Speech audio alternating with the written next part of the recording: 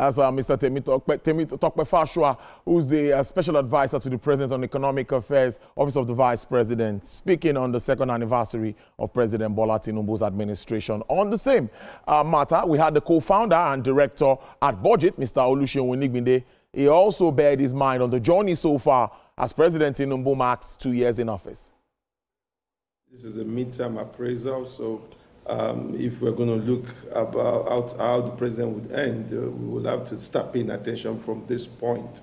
We have to first start with the economy, and I think that's one key place to think through. He inherited a very difficult economy. We have to understand that. And I think all the presidential candidates in 2023 made mention that they would take on the removal of fuel subsidy.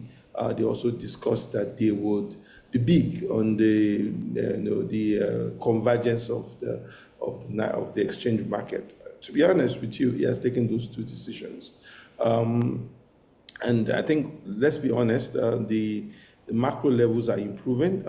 Like the previous speaker mentioned, we have a trade surplus.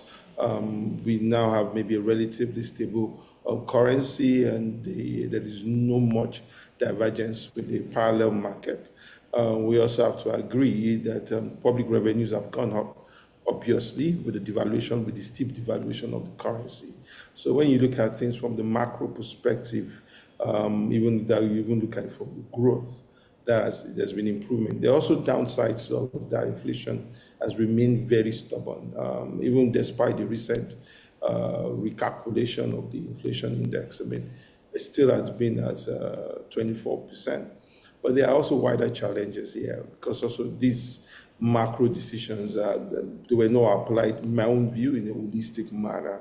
The haste in which the first subsidies were removed without strong palliative measures means that Nigeria went through a very difficult period, and are still going through a difficult period in the last 2 years.